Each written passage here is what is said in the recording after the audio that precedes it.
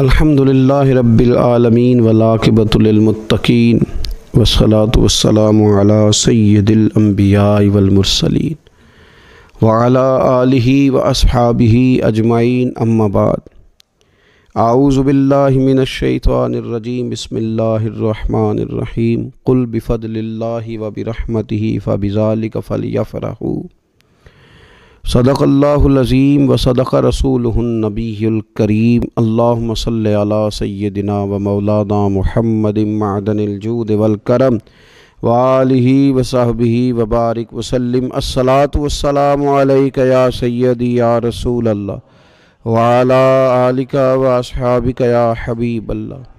حمد و صلاۃ کے بعد اللہ تعالیٰ نے قرآن مجید میں فرمایا قل بفضل اللہ وبرحمتہ فبذلک فلیفرحوا، فرمایا محبوب علیہ السلام آپ ان سے فرما دیجئے کہ جب اللہ کا فضل اور اس کی رحمت ملے تو چاہیے کہ اس پر خوشی منائیں۔ اسلام خوشی کا، مسرت کا، راضی ہونے کا پورا موقع فراہم کرتا ہے۔ اسلام یہ کہتا ہے کہ اللہ کے فضل اور اس کی رحمت کے موقع پر تمہیں اظہار مسرت کرنا چاہیے، خوش ہونا چاہیے، لیکن یہ کہ ہمیں خوشی کے طریقے بھی بتلاتا ہے اسلام۔ اب ہم نے یہ کیا ہے کہ ہم نے اپنے دکھوں کا رشتہ تو اپنے دین کے ساتھ جوڑ لیا ہے۔ کسی کے انتقال پر تو قرآن پاک کی تلاوت ہوتی ہے، وظائف پڑھے جاتے ہیں، اصال ثواب کی تقریبات کے اندر تو تلاوت ہوتی ہے، نعت ہوتی ہے، وعظ و نصیحت کی مجالس ہوتی ہیں، لیکن جب خوشی کا موقع آتا ہے تو پھر ہم دین سے دور ہو جاتے ہیں۔ ہم نے دکھ سارے دین سے وابستہ کر لیے ہیں، اور سکھوں کے موقع پر بالکل ہم دین کو نہ صرف یہ کہ بھول جاتے ہیں بلکہ محسوس ہوتا ہے کہ جیسے ہم صرف اپنی برادری، قبیلے اور علاقے کے رسم و رواج کے پابند رہ گئے ہیں۔ بڑے بڑے حاجی، نمازی، نیک، اچھے کہلانے والے لوگ بھی تھوڑی سی عدم توجہی کا اظہار کرتے ہیں، اور وہ چیز بڑی تکلیف کا باعث بنتی ہے کہ کیا رب رسول سے صرف دکھوں کا رشتہ ہے؟ معاذ اللہ۔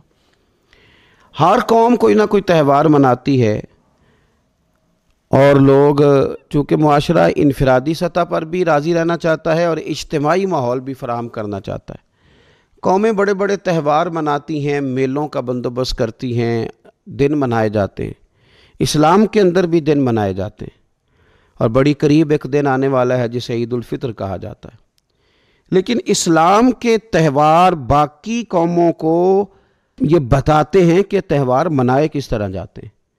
تو سب سے پہلے تو یہ یاد رکھیں کہ اسلام کے اندر جب عید آتی ہے تو اس کا کوئی مقصد ہے، اور ہم نے عید کو کس طرح منانا ہے یہ سارا کچھ ہمارا دین ہمیں بتاتا ہے۔ پہلے تو یہ آپ دیکھیں کہ عید مسلمان نے کس طرح منانی ہے۔ سویرے جب اس نے اٹھنا ہے تو اس نے فجر کی نماز کے بعد دوبارہ سے تیاری کرنی ہے، غسل کرنا ہے، صاف لباس پہننا ہے، خوشبو لگانی ہے، اور کرنا یہ ہے کہ نماز کے لیے جانا ہے۔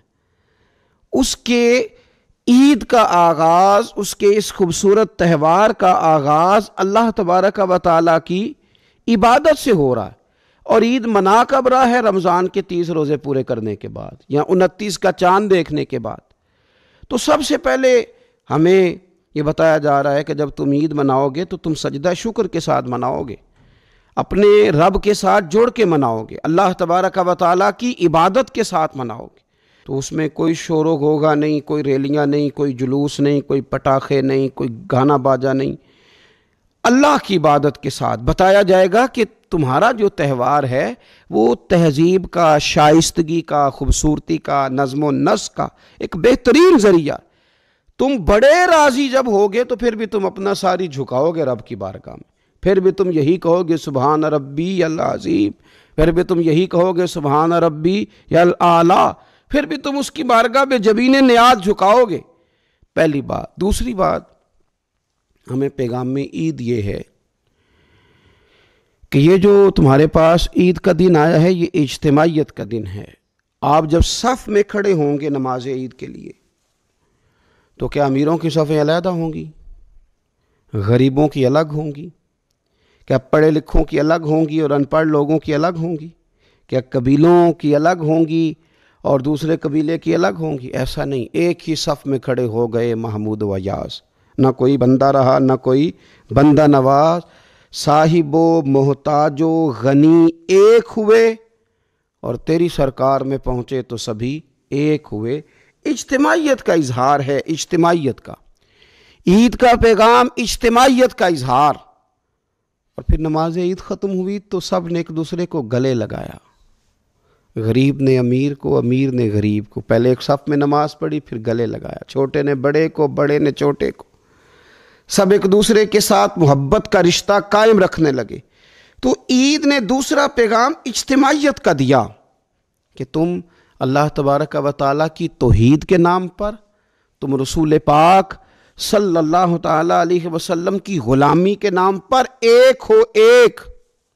ہزاروں قومیں وجود میں آئیں دہر میں خشک و تر کے رشتے سے، پر ہم نے بنیاد دوستی رکھی یاد خیر البشر کے رشتے سے۔ اور اقبال کہنے لگے اپنی ملت پر قیاس اقوام مغرب سے نہ کر، خاص ہے ترکیب میں قوم رسول ہاشمی۔ یہ جو نماز پڑھ رہے ہیں اور بعد میں گلے مل رہے ہیں، ان کا ایک ہی تعارف ہے کہ یہ رسول ہاشمی کی قوم ہے۔ یہ تعارف اجتماعیت کا درس، پیار کا درس، مساوات کا درس، چھوٹے بڑے کے فرق کو ختم کرنے کا درس، امیر غریب کی تفریق مٹانے کا درس، اس کا نام عید ہے۔ تیسری بات آپ یہ دیکھیں کہ کوئی بھی ہمارا موقع ہے نا، تو اسلام نے اس پر کچھ تعلیمات دی ہیں۔ اگر آپ کو اللہ بیٹا دیتا ہے، بیٹی دیتا ہے، تو اس کا عقیقہ کرنا ہے، دوسروں کو کھانا کھلانا ہے۔ اگر اللہ نے شادی کا موقع دیا تو سنت ہے ولیمہ کرنا ہے، لوگوں کو کھانا کھلانا ہے۔ اگر بڑی عید کا موقع آیا ہے تو قربانی رکھ دی گئی ہے، آپ گوشت کریں گے، اس کا ایک حصہ رشتہ داروں کو دیں گے، ایک حصہ غریب نادار لوگوں کو دیں گے۔ اور عید کا موقع آیا تو صدقہ فطر رکھ دیا گیا چھوٹی عید پہ، اور صاحب نصاب پر زکوٰۃ بھی فرض کر دی گئی، جو بالعموم رمضان میں ہی دی جاتی ہے۔ رمضان میں زیادہ تر مسلمان دینے کی کوشش کرتے ہیں۔ تو اس سے کیا ہوتا ہے کہ انسان اپنی خوشیاں دوسروں کے ساتھ بھی جوڑتا ہے، وہ اکیلے خوشی نہیں منا رہا، وہ دوسروں کے ساتھ اپنی خوشیوں کو جوڑ رہا ہے، غریب کو کھانا کھلا رہا ہے۔ اور نبی پاک صلی اللہ علیہ وسلم نے فرمایا وہ دعوت بڑی ملعون ہے، وہ بڑی لعنت والی دعوت ہے کہ کسی نے دعوت پکائی اور صرف امیروں کو دعوت دی جائے، غریبوں کو نہ دی جائے۔ سیاسی افطاریاں کرائی جائیں، اور ولیمے پہ بھی اگر اپنے بیٹے کے بلایا جائے تو امیر لوگوں کو، سیاسی لوگوں کو، بڑے لوگوں کو دعوت دی جائے۔ دعوت تو خیر والی وہ ہے جس میں چھوٹا بڑا امیر غریب سب شریک ہو۔ تو عید کے موقع پر بھی یہ ضروری تو نہیں کہ ہم 6 جوڑے ہی بنوائیں، 3 جوڑوں سے بھی گزارا ہو سکتا ہے۔ اس طرف بھی تھوڑی توجہ کر لیں کہ جس گھر کے اندر 1 جوڑا بھی خریدنا مشکل ہے، یہ کوئی ضروری تو نہیں کہ 10 جوڑے ہی خریدے جائیں، 2 پہ بھی گزارا ہو سکتا ہے۔ 3 جوتے لینے کی بجائے 1 سے بھی عید گزر جاتی ہے، لیکن تھوڑی سی توجہ اگر غرباء کی طرف بھی کر لی جائے، مساکین کی طرف۔